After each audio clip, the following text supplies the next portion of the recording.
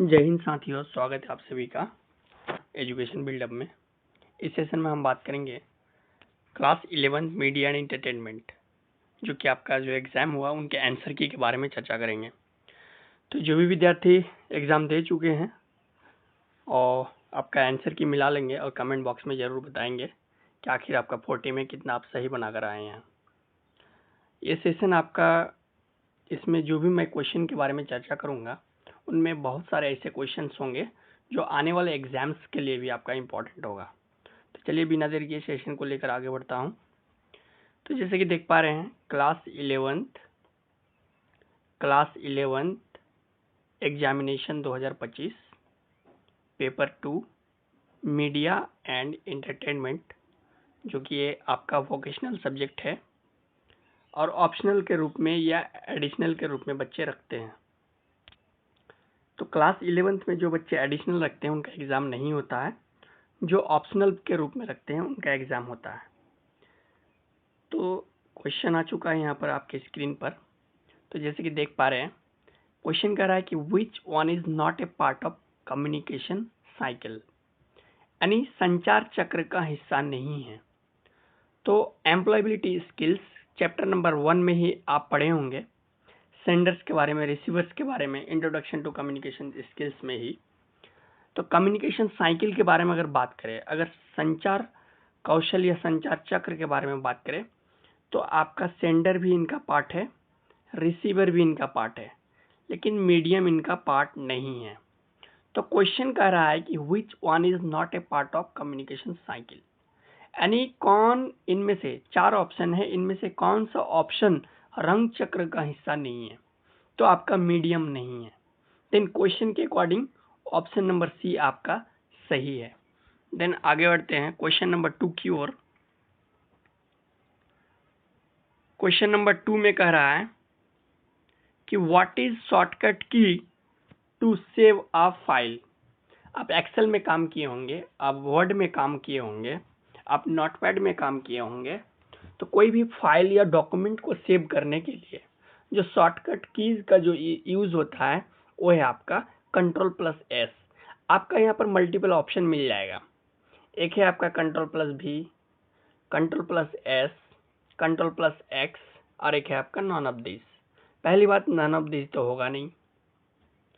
तो अगर मैं Ctrl+V के बारे में बात करूं, जो कि मैं प्रीवियस सेशन में shortcut keys and full forms वाले सेशन में मैं बता चुका हूं अच्छे से, और वो सेशन अगर देखे होंगे तो इस तरह के सवाल आपका नहीं छूटा होगा।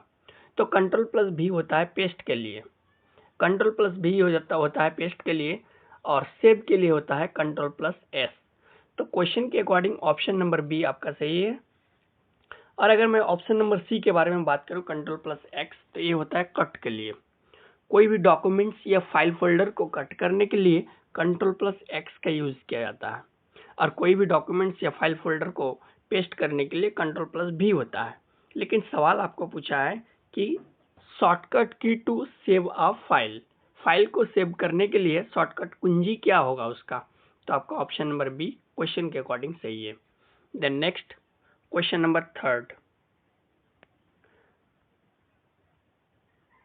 क्वेश्चन नंबर 3 यहाँ पर कह रहा है कि which business activity is most profitable, यानी कौन सा व्यावसायिक क्रियाकलाप सबसे लाभदायक है। ये जो सवाल है ये आपका एम्प्लॉयबिलिटी स्किल्स के अंतर्गत ग्रीन जॉब्स वगैरह पढ़ेंगे तो वहाँ पर इस तरह की चीज़ें आपको मिलेगा। यहाँ पर आपका ऑप्शन है मैन्युफैक्चरिंग, ट्रेडिंग और आपका है सर्विस। तो क्वेश्चन के अकॉर्डिंग पहले क्वेश्चन को समझने की जरूरत है। कह रहा है कि इनमें से जो भी व्यावसायिक क्रियाकलाप है, चाहे वो विनिर्माण क्षेत्र हो या व्यापार हो या सेवा, इनमें से सबसे लाभदायक क्रियाकलाप कौन सा है। तो विनिर्माण भी आपका लाभदायक है, व्यापार भी लाभदायक है और सेवा। लेकिन अगर हम इन्वेस्टमेंट के बारे में बात करूं तो विनिर्माण यानी मैन्युफैक्चरिंग में पूंजी जो है आपको ज़्यादा इन्वेस्ट करना पड़ता है अकॉर्डिंग टू ट्रेडिंग और सर्विस, कंपेयर टू ट्रेडिंग और सर्विस। हालांकि आपका ट्रेडिंग सेक्टर भी प्रॉफिटेबल है, सर्विस सेक्टर भी प्रॉफिटेबल है आपका, लेकिन आपका ऑप्शन नंबर डी में क्या है, ऑल ऑफ दीज। तो हम ऑल ऑफ दीज में टिक लगाएंगे। क्वेश्चन के अकॉर्डिंग ऑप्शन नंबर डी सही है। Which business activity is most profitable, तो मैन्युफैक्चरिंग भी प्रॉफिटेबल है, ट्रेडिंग भी है, सर्विस भी है, देन आपका यहाँ पर ऑल ऑफ दीज सही हो जाएगा। देन नेक्स्ट क्वेश्चन की ओर आगे बढ़ते हैं। क्वेश्चन नंबर 4, ये आपका एम्प्लॉयबिलिटी स्किल्स का पार्ट है। क्वेश्चन नंबर 4 में कह रहा है कि why is 7CS used for. तो 7CS का जो यूज होता है ना, वो वर्बल कम्युनिकेशन में या नॉन वर्बल कम्युनिकेशन या इफेक्टिव कम्युनिकेशन या ऑल ऑफ दिस। तो जो भी बच्चे ऑल ऑफ दिस में टिक लगाए हैं, ये आपका बिल्कुल गलत जवाब है। ये आपका 3 में देखना है कि वर्बल का पार्ट है या नॉन वर्बल या इफेक्टिव कम्युनिकेशन का। तो एम्प्लॉयबिलिटी स्किल्स में कम्युनिकेशन स्किल्स में आपका 7CS का यूज करके दिखाया गया है कि 7CS का मतलब कि 7 टाइम्स C, और उसका प्रत्येक C का एक मीनिंग है। जैसे C से कंसाइज हो गया, C से कॉन्क्रीट हो गया, C से कोहेरेंट हो गया। तो इस प्रकार से 7CS का अलग अलग मीनिंग दिया हुआ है। और ये जो 7CS है, ये आपका इफेक्टिव कम्युनिकेशन के अंडर आपका पढ़ाया जाता है। तो ऑल ऑफ दिस देख के या नन ऑफ दिस देख के आपको टिक नहीं लगाना है। आपको पहले कंपेरेटिव स्टडी करना है, समझना है क्वेश्चन को। तो क्वेश्चन नंबर 4 के अकॉर्डिंग आपका ऑप्शन नंबर सी सही है। आप एम्प्लॉयबिलिटी स्किल्स के कम्युनिकेशन स्किल्स वाले चैप्टर में जाकर देखेंगे तो आपको इफेक्टिव कम्युनिकेशन में आपको मिल जाएगा कि 7CS किसके अंतर्गत है। देन आपका क्वेश्चन के अकॉर्डिंग आपका ऑप्शन नंबर सी सही है। देन बढ़ते हैं क्वेश्चन नंबर 5 की ओर।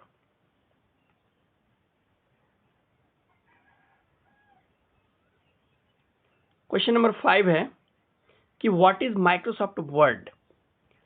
आपका एम्प्लॉयबिलिटी स्किल्स में चाहे क्लास 11th हो या 12th हो, 11th में आपको माइक्रोसॉफ्ट वर्ड के बारे में एम्प्लॉयबिलिटी स्किल्स के अंतर्गत पढ़ाया जाता है। वहीं जैसे आप क्लास 12th में आएंगे तो आपको एक्सेल के बारे में पढ़ने को मिलेगा। तो what is Microsoft Word, option है आपका A part of Microsoft Office, a word processor, या बोथ ए एंड बी। तो ये माइक्रोसॉफ्ट वर्ड हो या माइक्रोसॉफ्ट एक्सेल हो या माइक्रोसॉफ्ट पावर पॉइंट हो या माइक्रोसॉफ्ट एक्सेस हो, ये सारे के सारे आपका माइक्रोसॉफ्ट ऑफिस का आपका क्या है, भाग है। तो आपका कह रहा है कि ये पार्ट ऑफ माइक्रोसॉफ्ट ऑफिस, बिल्कुल आपका सही जवाब है। ये वर्ड प्रोसेसर, ये भी सही है। माइक्रोसॉफ्ट वर्ड जो है, ये वर्ड प्रोसेसर भी इनको कहा जाता है। तो क्वेश्चन के अकॉर्डिंग ऑप्शन नंबर सी सही हो जाएगा, both A option and B option. Then next question की ओर आगे बढ़ते हैं।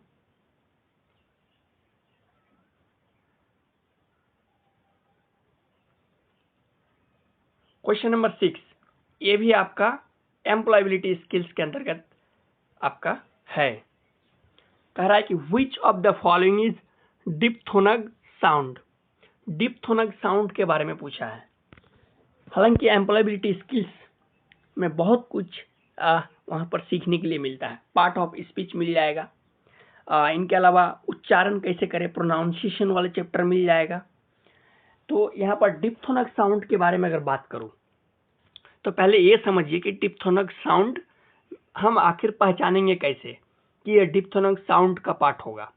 तो यहाँ पर आपका 4 ऑप्शन है, look, house, story and all of this.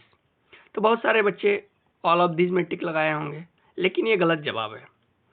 यहाँ पर ऑप्शन नंबर बी आपका सही हो जाएगा। क्वेश्चन के अकॉर्डिंग ऑप्शन नंबर बी सही होगा। अब कैसे होगा, तो डिप्थोनग साउंड में क्या होता है, इसका डेफिनेशन ही कहा जाता है कि कॉम्बिनेशन ऑफ 2 डिफरेंट वॉवेल्स। अगर कोई वर्ड में, अगर कोई शब्द में, कोई अंग्रेजी शब्द में, अंग्रेजी अक्षर में, यानी इंग्लिश लेटर में अगर आपका 2 डिफरेंट वॉवेल एक साथ रहे तो वो डिप्थोनग साउंड का एग्जाम्पल होगा। जैसे लुक देखिए, तो एल आपका कॉन्सोनेंट है, डबल ओ आपका वॉवेल है, लेकिन सेम वॉवेल है। यहाँ पर डिफरेंट 2 वॉवेल्स नहीं है। के आपका कॉन्सोनेंट है, तो ये आपका डिप्थोनग साउंड के डेफिनेशन के अकॉर्डिंग ये नहीं होगा। स्टोरी, इसमें आपका एक वॉवेल है, वो है आपका ओ, ये भी नहीं होगा क्योंकि डिप्थोनक साउंड ही कह रहा है कि 2 डिफरेंट वॉवेल्स एक साथ होना चाहिए। तो अगर हाउस को देखेंगे तो हाउस जो वर्ड है इसमें टोटल 3 आपका वॉवेल्स है, लेकिन जो तीसरा वॉवेल्स है वो आपका कॉन्सोनेंट के बाद है। और वो भी आपका वॉवेल है, यू भी आपका वॉवेल है, तो यहाँ पर 2 डिफरेंट वॉवेल्स मिल गया एक साथ। तो हम क्वेश्चन के अकॉर्डिंग कह सकते हैं कि जो डिप्थोनक साउंड है वो आपका वो है हाउस। तो ऑप्शन नंबर बी सही है क्वेश्चन के अकॉर्डिंग। देन आपका क्वेश्चन नंबर 7। क्वेश्चन नंबर 7 में यहां भी आपको कंफ्यूज करेगा, लेकिन आपका कंफ्यूजन नहीं होना है। क्वेश्चन नंबर 7 कह रहा है कि which of the following is a supporting part of speech. देखिए, आप पार्ट ऑफ स्पीच को अंडर मैट्रिक तक पढ़े होंगे और बहुत अच्छे तरीके से पढ़े होंगे और याद भी किए होंगे, लेकिन एक बात यहाँ समझने की जरूरत है। जब आप एम्प्लॉयबिलिटी स्किल्स को आप पढ़ेंगे तो वहां पर आपको 2 चीज पढ़ने को मिलेगा। एक मिलेगा आपका पार्ट ऑफ स्पीच और उनके कुछ एग्जाम्पल्स मिलेगा। जैसे आप एम्प्लॉयबिलिटी स्किल्स को पढ़ेंगे तो पार्ट ऑफ स्पीच में मिलेगा वहां पर noun, pronoun, adjective, verb and adverbs आपको देखने को लिए मिलेगा। लेकिन उसका जस्ट नीचे आपको मिलेगा सपोर्टिंग पार्ट ऑफ स्पीच। और सपोर्टिंग पार्ट ऑफ स्पीच में एम्प्लॉयबिलिटी स्किल्स में क्लास 11 में आपको देखने को लिए मिलेगा आर्टिकल्स मिलेगा, कंजक्शन मिलेगा, प्रीपोजिशन मिलेगा और इंटरसेक्शंस मिलेगा। लेकिन यहाँ पर ऑप्शन क्या है? एडवर्ब है, प्रीपोजिशन है एंड प्रोनाउन है एंड ऑल ऑफ दीज है। तो क्वेश्चन में यहाँ पर पूछा है supporting part of speech, not A only part of speech. यहाँ पर क्वेश्चन क्या पूछा है? Supporting part of speech. तो 4 ऑप्शन है, इनमें से कौन सा उदाहरण सपोर्टिंग पार्ट ऑफ स्पीच को फुलफिल करता है या सेटिस्फाई करता है? तो हमने अभी आपको बताया कि सपोर्टिंग पार्ट ऑफ स्पीच में होता है article, conjunction, preposition and intersection. तो यहाँ पर आपका ऑप्शन नंबर बी में आपका प्रीपोजिशन है। एडवर्ब जो है ये पार्ट ऑफ स्पीच का आपका पार्ट है या उदाहरण है। प्रोनाउन भी पार्ट ऑफ स्पीच का है, लेकिन क्वेश्चन में क्या पूछा है? पार्ट ऑफ स्पीच नहीं पूछा है, यहाँ पर सपोर्टिंग पार्ट ऑफ स्पीच पूछा है। तो क्वेश्चन के according supporting part of speech में प्रीपोजिशन को हम टिक लगाएंगे, यानी ऑप्शन नंबर बी सही है। अगर किसी को इस क्वेश्चन में कंफ्यूजन है तो एम्प्लॉयबिलिटी स्किल्स का बुक खोल के देख सकते हैं और चीजों को समझ सकते हैं, या आप अच्छे से पढ़े होंगे तो आप इस चीज को समझ गए होंगे। देन हम नेक्स्ट क्वेश्चन नंबर 8 की ओर आगे बढ़ते हैं। क्वेश्चन नंबर 8 में कह रहा है कि who has given colour wheel. इसमें कुछ क्वेश्चन ऐसे दिया है जो कि आपको लगेगा कि दोनों ही आपका सही होगा, लेकिन ऐसा नहीं है। Who has given colour wheel, colour wheel जो है किसने दिया है या कलर व्हील किसने इन्वेंटेड किया है?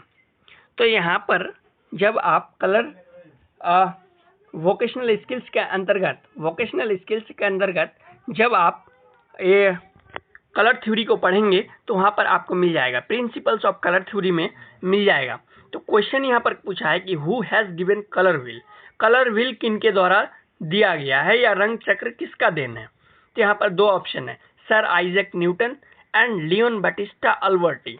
बहुत सारे बच्चे ऑप्शन नंबर सी में टिक लगाया है कि दोनों ही होगा, लेकिन यहाँ पर समझने की जरूरत है। यहाँ पर कलर व्हील के बारे में पूछा है, यहाँ पर प्रिंसिपल्स या थ्योरी के बारे में नहीं पूछा है। तो अगर पूछता कि who has given colour principles of colour theory, then हम टिक लगाते लियोन बैटिस्टा अल्बर्टी पर। लेकिन यहाँ पर कलर व्हील के बारे में पूछा है, तो कलर व्हील का जो ये है, कलर व्हील जो दिया गया है या कलर व्हील जो बनाया है, ये है आपका सर आइजैक न्यूटन 1666 ईस्वी में। 1666 ईस्वी में sir Isaac Newton colour wheel सबसे पहले आपका बनाया था या दिया था। और लियोन बैटिस्टा जो है ये सबसे पहले 1435 ईस्वी में ये प्रिंसिपल्स दिए थे कलर थ्योरी से संबंधित। सबसे पहले कलर थ्योरी दिया था कौन? Leon Battista. लेकिन सबसे पहले कलर व्हील को किसने बनाया था? सर आइजैक न्यूटन ने। तो हम बोथ ए एंड बी में टिक नहीं लगाएंगे। क्वेश्चन यहाँ पर कलर व्हील के बारे में पूछा है, तो उनके अकॉर्डिंग हम ऑप्शन नंबर ए सर आइजैक न्यूटन पर टिक लगाएंगे। देन क्वेश्चन नंबर 9 की ओर आगे बढ़ते हैं। How many types of RAM are there? RAM के बारे में पूछा है कि रैम कितने प्रकार के होता है। तो रैम जो है बेसिकली 2 प्रकार के होता है।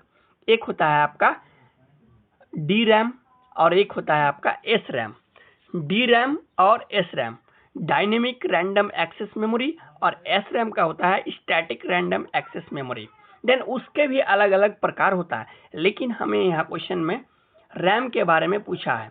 तो रैंडम एक्सेस मेमोरी यानी RAM divided into 2 types, S D RAM और डी रैम। एस रैम और D RAM. D RAM means D for dynamic, R for random, A for access, M for memory and S RAM। RAM का full form से पहले static लगा दीजिए यानी static random access memory. Then question number 9 का option number D सही है। Question number 10। Question number 10 में कह रहा है कि सेकेंडरी कलर्स आर। यहाँ पर सेकेंडरी कलर्स के बारे में पूछा है। तो सेकेंडरी कलर्स, ये भी क्वेश्चन आपको कंफ्यूजन करेगा। बहुत कोई बोथ ए एंड बी में टिक लगाया है, लेकिन ऐसा नहीं होगा। बोथ ए एंड बी में आपको टिक नहीं लगाना है। तो क्वेश्चन है आपका सेकेंडरी कलर्स आर, गौण रंग क्या है या द्वितीयक रंग क्या है? बेसिक कलर्स है या मिक्सचर ऑफ बेसिक कलर्स है या both A and B? None of this तो होगा ही नहीं, बोथ ए एंड बी भी नहीं होगा जहां तक मेरा एनालिसिस है। क्यों? क्योंकि सेकेंडरी कलर का जो फॉर्मेशन होता है, निर्माण होता है, द्वितीयक रंग जो बनता है वो 2 प्राथमिक रंगों को आपस में मिलाने से बनता है। इसलिए ऑप्शन नंबर बी आपका सही होगा। और बेसिक रंग क्या है? प्राइमरी कलर्स को, प्राथमिक रंग को आपका फंडामेंटल कलर्स या बेसिक कलर्स कहा जाता है। तो मिक्सचर ऑफ बेसिक कलर्स आपका सही है। Then question number 11। Question number 11 कह रहा है कि dot dot can achieved by adding black colour to any hue. इनमें कौन सा टिंट, टोन, सैचुरेशन या शेड, कौन सा चीज मिलाएंगे जो आपका एडिंग ब्लैक कलर से लेके वो कोई भी ह्यू की ओर जाएगा? वो प्योर ह्यू भी हो सकता है। तो यहाँ पर ऑप्शन नंबर डी आपका शेड सही है। क्वेश्चन नंबर 11 का ऑप्शन नंबर डी आपका शेड सही है। Then question number 12। Question number 12 में कह रहा है कि which of the following colour characteristics refers to lightness and brightness of a colour.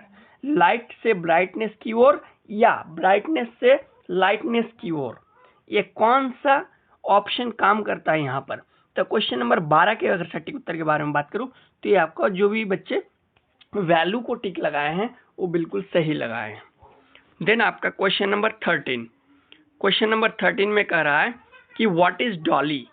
अगर आप वोकेशनल स्किल्स के अंतर्गत अगर टेक्सचरिंग आर्टिस्ट में अगर आप पढ़े होंगे कैमरा एंगल्स एंड मूवमेंट्स, तो वहां पर आपको देखने के लिए मिलेगा डॉली शॉट्स के बारे में।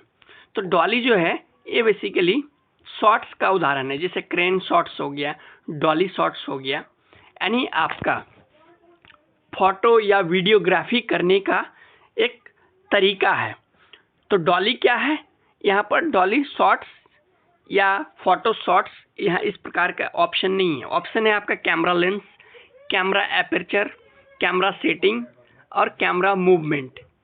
तो ये कैमरा लेंस भी नहीं होगा, एपर्चर भी नहीं होगा और ना तो कैमरा सेटिंग्स होगा। तो एक ऑप्शन बचता है camera movement.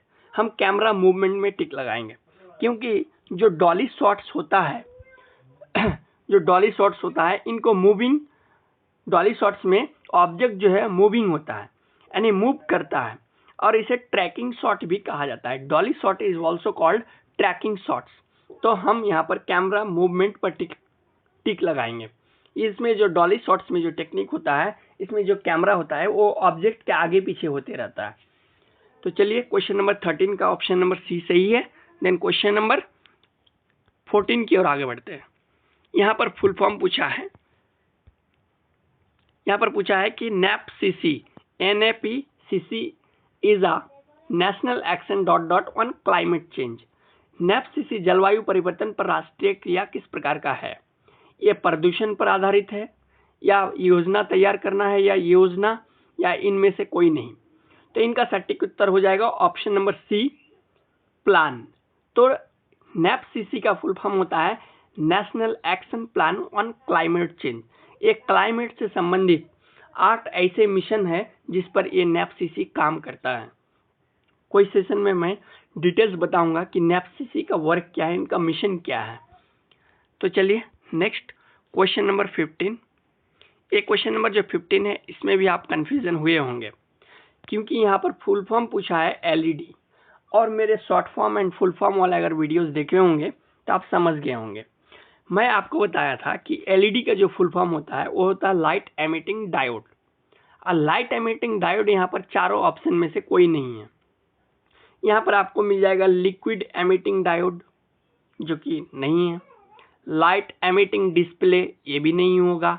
Liquid energy display नहीं होगा। और L से होता है लाइट। लाइट तो यहाँ पर है। E फॉर एमिटिंग, एमिटिंग भी है, लेकिन D फॉर डायोड होता है, जो कि यहाँ पर डिस्प्ले है। अगर ऑप्शन नंबर ए में देखें तो L फॉर होता है लाइट, जो कि यहाँ पर लिक्विड है, नहीं होगा। E फॉर एमिटिंग, ये तो सही है।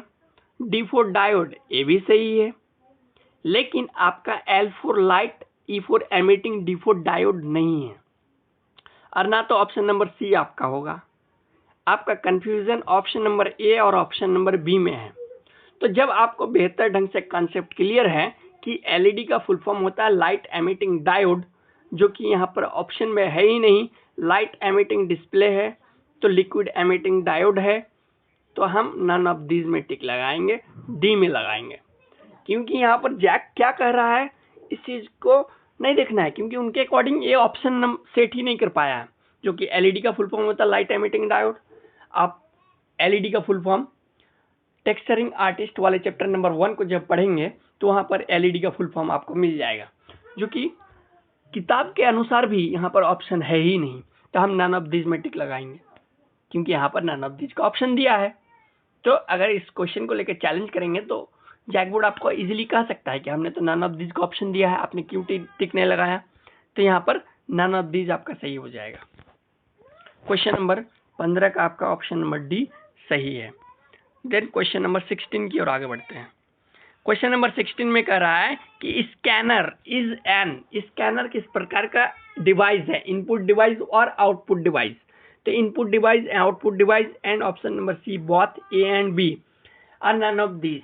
तो स्कैनर जो है वो आपका एक ही तरह का डिवाइस है, एक तो इनपुट हो सकता है या आउटपुट हो सकता है। तो यहाँ पर स्कैनर जो है ये आपका इनपुट डिवाइस का उदाहरण है, ना तो आउटपुट होगा, ना ही both of A and B होगा, ना ही नन ऑफ दीज होगा। तो स्कैनर जो है ये इनपुट डिवाइस का उदाहरण है। तो क्वेश्चन नंबर 16 के अकॉर्डिंग ऑप्शन नंबर ए आपका सही है।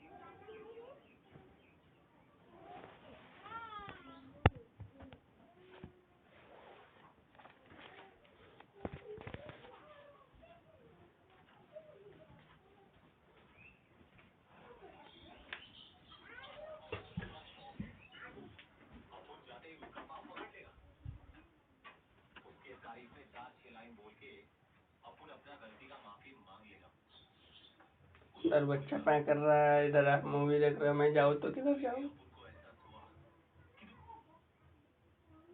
क्या पढ़ना नहीं है, वीडियो शूट कर रहे हैं मोबाइल में।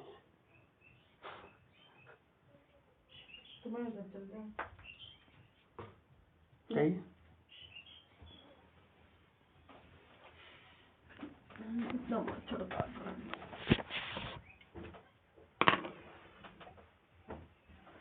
शूट कर लीजिए, उसके बाद क्या बोलते हैं इसको बनाएंगे।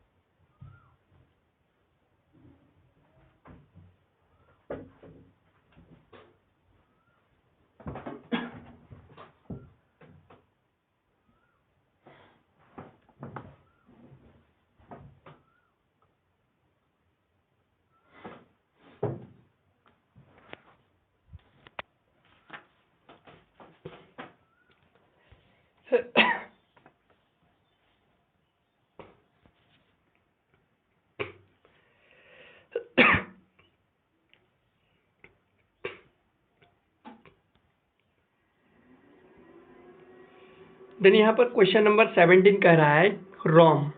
रोम स्टैंड्स फॉर यानी फुल फॉर्म ऑफ रोम। तो यहाँ पर रीड ओनली मेमोरी, आपका जो भी बच्चे टिक लगाए हैं रीड ओनली मेमोरी, ये आपका बिल्कुल सही टिक लगाए हैं। तो यहाँ पर ऑप्शन है real on memory, read on memory and real only memory, और देन ऑप्शन नंबर डी है रीड ओनली मेमोरी। तो रोम का फुल फॉर्म होता है रीड ओनली मेमोरी। तो जो भी बच्चे रीड ओनली मेमोरी टिक लगाए हैं बिल्कुल आपका सही है। तो क्वेश्चन के अकॉर्डिंग ऑप्शन नंबर डी आपका सही है।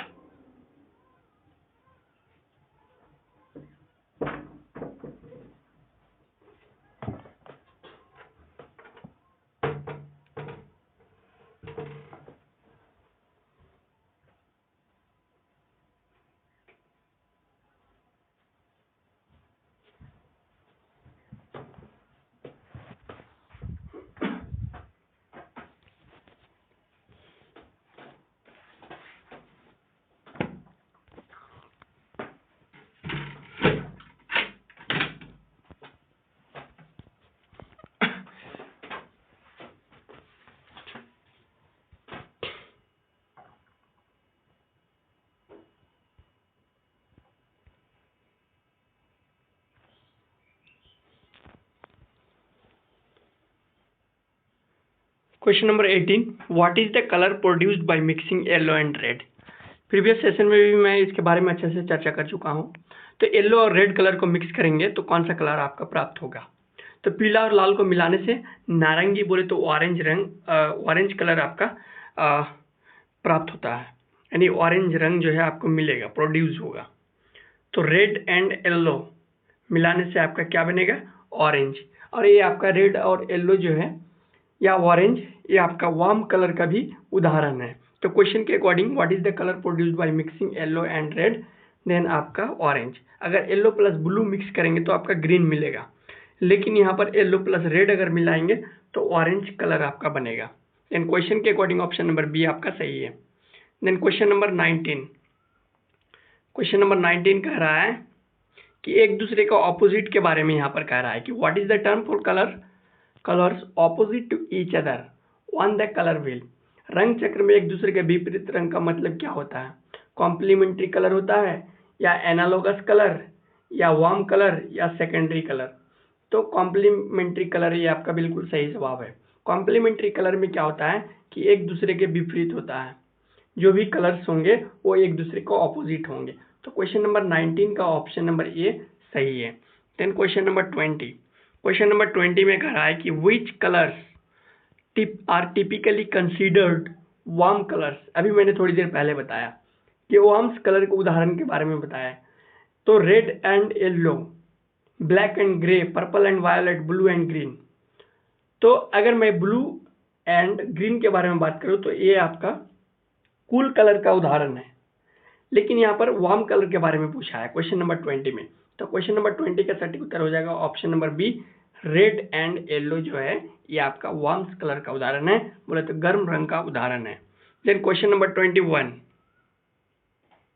क्वेश्चन नंबर 21 में कह रहा है कि what is the shortcut key of move tool in Adobe Photoshop. Adobe Photoshop में मूव टूल के लिए शॉर्टकट की या शॉर्टकट कुंजी कौन सा होगा?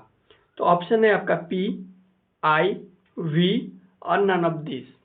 तो आपका मूव टूल के लिए जो सटीक उत्तर होता है वो आपका V होता है।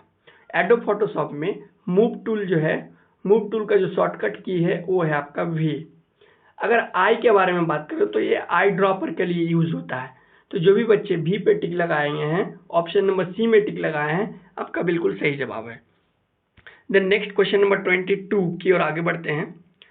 क्वेश्चन नंबर 22, ये सवाल जो है क्लास 12th में भी आपका हेल्पफुल है, क्लास 12th में भी ये पूछा जाता है। तो which of the following is an animation software? आपका यहाँ पर 4 ऑप्शन है, Adobe Photoshop, Autodesk, Maya, Microsoft PowerPoint and none of this. लेकिन क्वेश्चन यहाँ पर पूछा है कि एनिमेशन सॉफ्टवेयर का कौन उदाहरण है? तो ये बिल्कुल आपका option number B, Autodesk, Maya सही है। एडोब फोटोशॉप जो है ये आपका एनिमेशन सॉफ्टवेयर नहीं है। हाँ, इसमें फोटो वीडियोस वगैरह बहुत सारे एडिट कर सकते हैं। माइक्रोसॉफ्ट पावर पॉइंट इसमें स्लाइडिंग या प्रेजेंटेशन के लिए यूज होता है।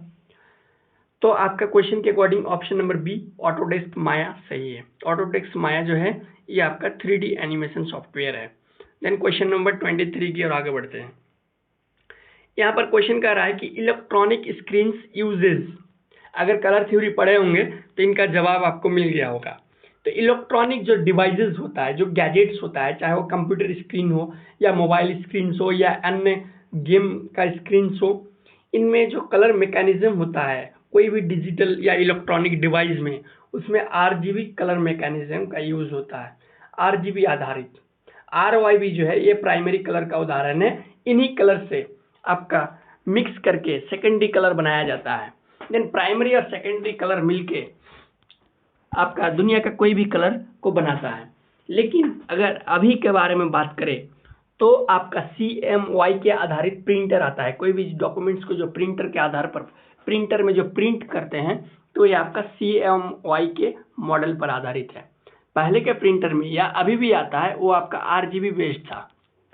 लेकिन यहाँ पर प्रिंट के लिए या प्रिंटर के बारे में नहीं पूछा है, यहाँ पर इलेक्ट्रॉनिक स्क्रीन्स के बारे में पूछा है। अगर अभी आप इस लेक्चर को कंप्यूटर पे देख रहे हैं या टैबलेट में देख रहे हैं या आप मोबाइल में देख रहे हैं तो इनमें जो स्क्रीन्स में जो आपका जो विभिन्न प्रकार के रंगें दिखाई पड़ती है, चाहे ब्लू हो, ब्लैक हो या दुनिया का कोई भी कलर हो, वो आपका ये RGB कलर मैकेनिज्म पर ही आधारित होता है। देन क्वेश्चन नंबर 23 का ऑप्शन नंबर बी सही है, RGB।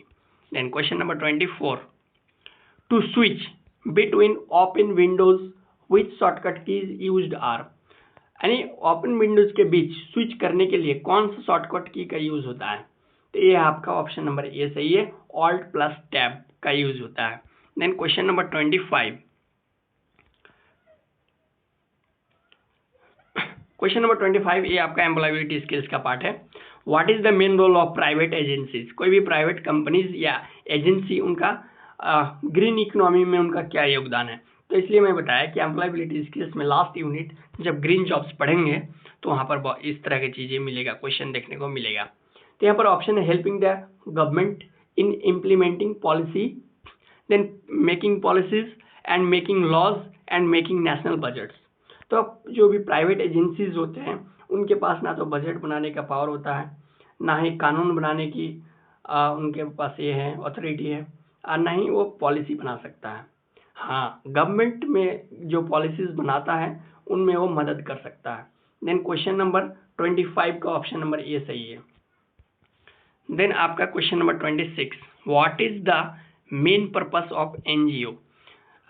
NGO का मुख्य उद्देश्य क्या है? ये होता है आपका नॉन गवर्नमेंट ऑर्गेनाइजेशन या नॉन प्रॉफिटेबल गवर्नमेंट ऑर्गेनाइजेशन कह सकते हैं आप।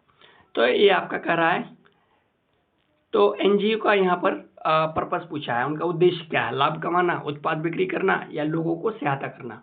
तो ये आपका ऑप्शन नंबर सी सही है, लोगों को हेल्प करना या helping people. Then question number 27। Question number 27 में कह रहा है कि shortcut key of dodge tool is ... in Photoshop. तो आपका एडोब फोटोशॉप में डॉज टूल के लिए जो शॉर्टकट की होता है वो कौन सा होता है? तो यहाँ पर डॉज टूल के लिए जो आपका शॉर्टकट की होता है वो आपका वो होता है। देन आपका 27 का ऑप्शन नंबर डी सही है। Then question number 28, where is adjustment option situated in Photoshop? Adjustment option या एडजस्टमेंट टूल जिसे कह सकते हैं, ये कहाँ पर फोटोशॉप में रहता है? फाइल में, एडिट में, इमेज में या लेयर? तो एडजस्टमेंट ऑप्शन कहिए या एडजस्टमेंट लेयर कहिए, एक ही बात है। तो हम लेयर पे टिक लगाएंगे, ऑप्शन नंबर डी में टिक लगाएंगे। देन क्वेश्चन नंबर 29, यहाँ पर थर्ड रूल के बारे में पूछा है कि what do you mean by rule of third? Rule third का मतलब क्या हुआ? क्वेश्चन नंबर 29 में रूल ऑफ थर्ड के बारे में पूछा है। तो it is not any rule, ये तो होगा ही नहीं, तो बचा बी और C. It is rule of videography, कोई भी वीडियोग्राफिंग करते हैं या आपका इमेज को एडिट करते हैं तो वहाँ पर ये रूल ऑफ थर्ड काम करता है। तो ये आपका ऑप्शन नंबर डी सही है, बी और सी आपका ऑप्शन सही है। देन आपका question number 30, what is the use of Photoshop? Photoshop का यूज क्या है?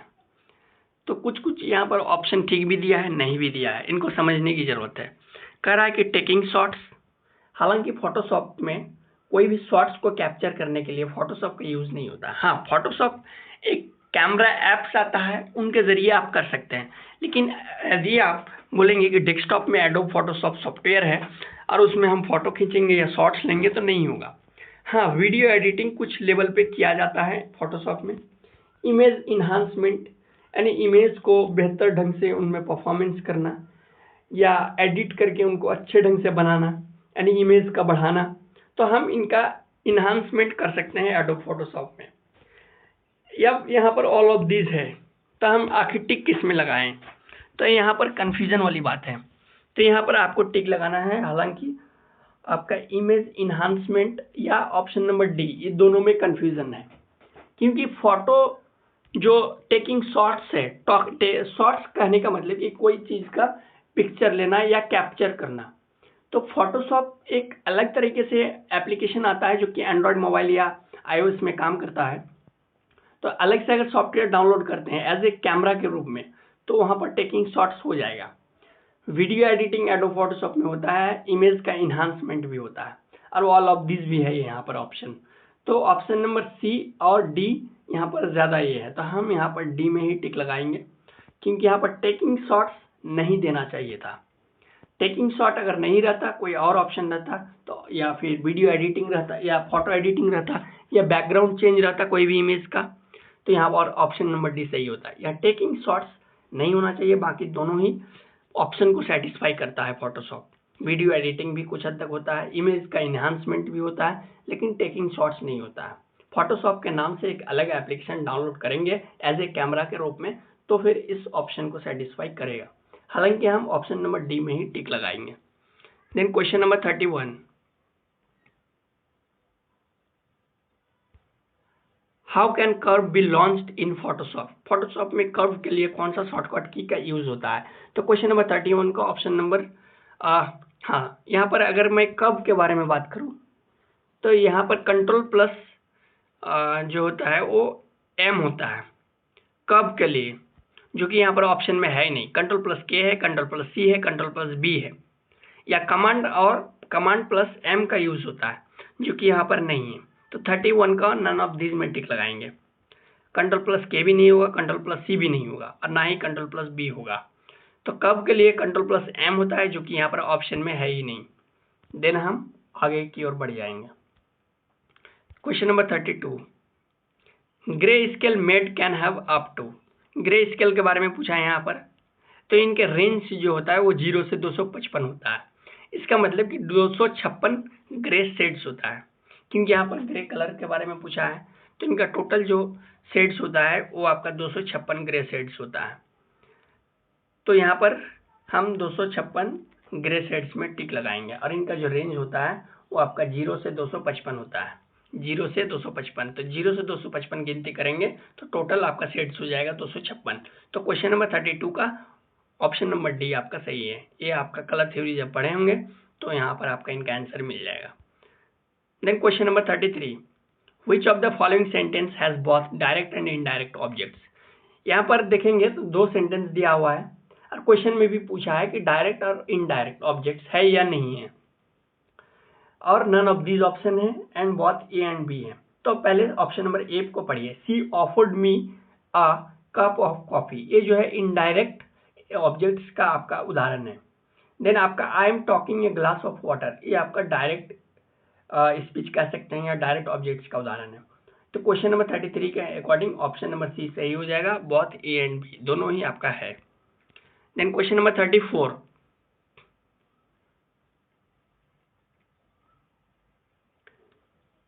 क्वेश्चन नंबर 34, यहाँ पर मैं चैनल और बीट्स के बारे में भी बहुत अच्छे तरीके से बताया हूँ। 16 बिट इमेज का मतलब क्या होता है? 16 बिट्स इमेज मीन्स आरजीबी या ट्रू कलर या हाई कलर या CMYK।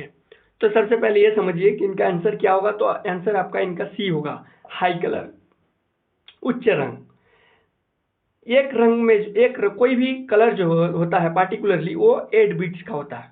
अगर मैं यहाँ पर RGB के बारे में बात करूँ तो यहाँ पर 24 बिट्स का है ये, क्योंकि RGB में टोटल 3 रंग है, एक आपका रेड, ग्रीन और तीसरा आपका ब्लू। तो रेड कलर जो है वो 8 बिट्स का हुआ, ग्रीन कलर 8 बिट्स का हुआ और आपका ब्लू कलर 8 बिट्स का हुआ। तो RGB में कितने बिट्स हुआ? टोटल आपका 24 बिट्स हुआ। और चैनल कितना हुआ? 3 चैनल हुआ। क्यों? क्योंकि प्रत्येक कलर को एक चैनल नाम दिया गया है। तो R एक चैनल है, G एक चैनल है, B एक चैनल है और प्रत्येक चैनल 8 बिट्स का होता है। तो RGB टोटल 24 बिट्स का होता है। लेकिन क्वेश्चन में यहाँ 16 बिट्स के बारे में पूछा है।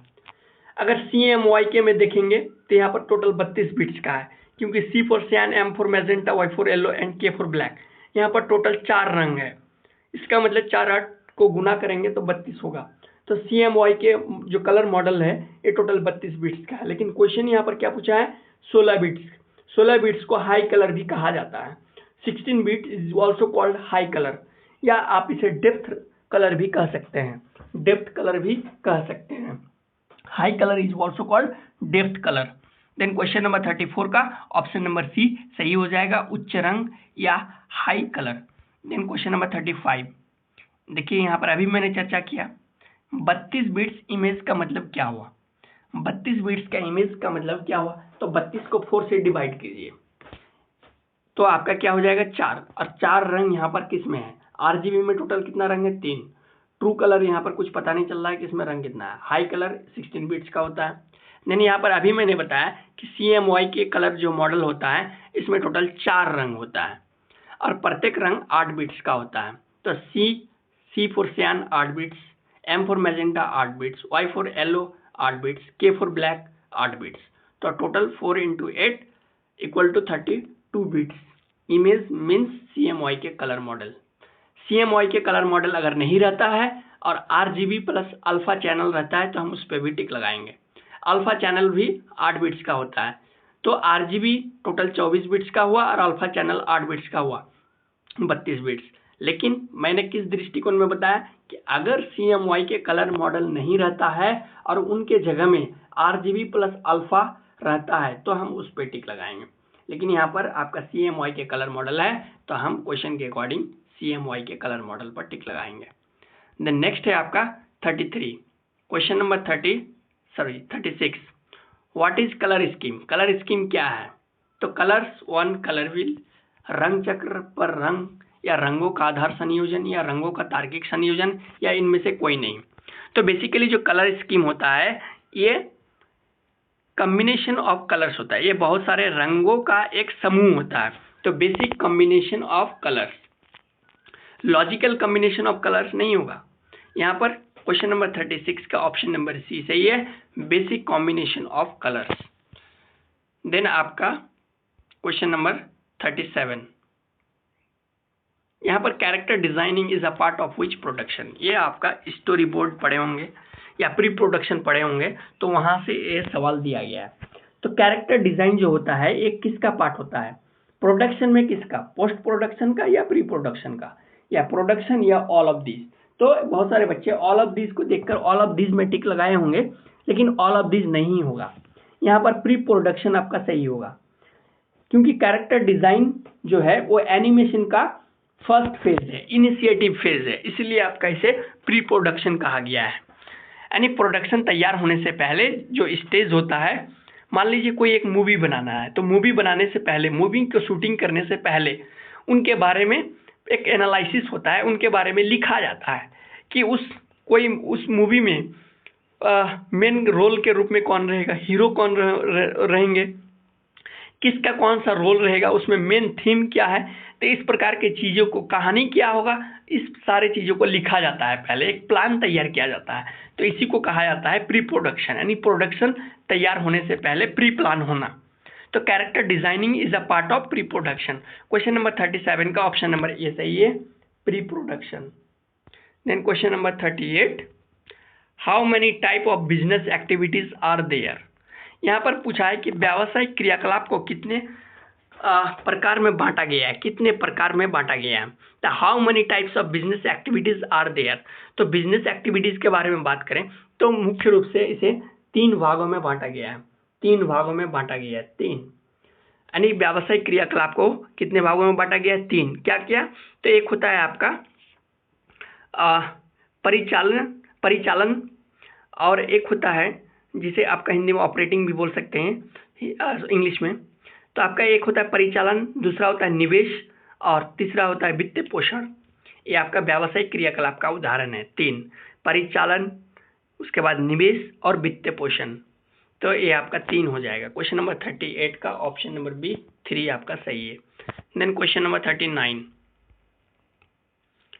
विच one is non age universal help. अगर आप डेस्कटॉप चला रहे होंगे, अगर आप लैपटॉप चला रहे होंगे तो वहाँ पर एक कीबोर्ड रहता है, और कीबोर्ड में F1 से लेके F12 तक रहता है आपका। तो यहाँ पर कह रहा है कि यूनिवर्सल हेल्प के लिए हम F1 का यूज़ करेंगे या F2 का या F3 का या आपका F4 का। तो यूनिवर्सल हेल्प के लिए आपका F1 का यूज़ किया जाता है। तो आपका यूनिवर्सल हेल्प, कंप्यूटर में यूनिवर्सल हेल्प के लिए कौन सा की का यूज़ होता है, वो है आपका F1। तो 39 का ऑप्शन नंबर ए सही है, F1। Then question number 40 and ये आपका लास्ट क्वेश्चन। तो what is the use of navigator in Photoshop. Photoshop में नेविगेटर का काम क्या है। तो यहाँ भी जो क्वेश्चन का ऑप्शन दिया है यहाँ पर कंफ्यूजन वाला दिया है। सबसे पहली बात तो नेविगेटर को समझिए कि आखिर नेविगेटर किनको कहेंगे। इन जनरल अगर मोबाइल में लोकेशन के बारे में अगर बात करें तो वहाँ पर भी एक नेविगेटर का काम करता है। किसी भी लोकेशन को पार्टिकुलरली इंडिकेट करने के लिए या ट्रैक करने के लिए नेविगेटर का यूज़ होता है लोकेशन में भी। लेकिन यहाँ पर फोटोशॉप में पूछा है कि फोटोशॉप में अगर नेविगेटर के बारे में बात करूँ, नेविगेटर ऑप्शन या नेविगेटर टूल के बारे में बात करूँ, तो कोई भी इमेज को जूम इन और जूम आउट करने के लिए नेविगेटर का यूज़ किया जाता है। और जूम आउट या जूम इन करने के बाद उस इमेज को पार्टिकुलरली कोई एरिया को देखने के लिए आपका यूज़ होता है। जैसे अगर घरों में या दुकानों में सीसीटीवी कैमरा लगा हुआ है, 8-10 गो लगा हुआ है, लेकिन पार्टिकुलरली कैमरा नंबर 4 को आपने ओपन किया और आप जूम कर रहे हैं या जूम आउट कर रहे हैं, तो वहाँ भी नेविगेटर काम कर रहा है। तो यहाँ पर एडोब फोटोशॉप में जो होता है नेविगेटर का काम है कि कोई भी इमेज को जूम इन और जूम आउट करना या कोई पार्टिकुलरली वहाँ पर लाइन को सिलेक्ट करना। तो यहाँ पर selection of path of an image option है, यानी किसी इमेज के पथ का चयन करना। हिस्टोग्राम ऑफ एन इमेज, किसी इमेज का हिस्टोग्राम, या किसी selection of colours of an image, यानी फोटो में इमेज में रंगों का चयन करना, या मैग्निफिकेशन ऑफ एन इमेज। तो यहाँ पर मैग्निफिकेशन यानी इमेज का आवर्धन करना, जिसे हिंदी में कहा जाता है। लेकिन जैसा कि मैंने बताया कि नेविगेटर का काम है कि किसी इमेज को जूम आउट या जूम इन करना, और वो आपका ऑप्शन में नहीं है। तो ऑप्शन में 4 ऑप्शन है, इस 4 ऑप्शन में हम टिक लगाएंगे ऑप्शन नंबर ए में। Selection the path of an image, किसी भी इमेज के कोई पार्टिकुलरली एरिया को क्लिक करके उनको सिलेक्ट करके उनको देखना। तो ये एक तरह से थोड़ा बहुत क्वेश्चन के अकॉर्डिंग ऑप्शन मिलता जुलता है, इसलिए हम क्वेश्चन नंबर 40 का ऑप्शन नंबर ए में टिक लगाएंगे, किसी इमेज के पथ का चयन करना और उसे जूम आउट या जूम इन करना। तो क्वेश्चन नंबर 40 का ऑप्शन नंबर ए सही होगा। तो यहाँ से आपका क्वेश्चन नंबर 40 का एक्सप्लेनेशन 1 से लेके 40 तक एक्सप्लेनेशन विथ आंसर आपका खत्म होता है। इस 40 क्वेश्चन में कहीं भी आपका अगर डाउट लग रहा है कि नहीं सर ये ऑप्शन नहीं होगा या कैसे बता दिए, तो आप खुद से भी एनालिसिस कर सकते हैं। क्योंकि मैं जो भी बताया आपका एकदम कंपैरेटिव स्टडी बताया और आपका 100% जहाँ तक मैं समझ रहा हूँ सही बताया। ठीक है, मिलेंगे, धन्यवाद।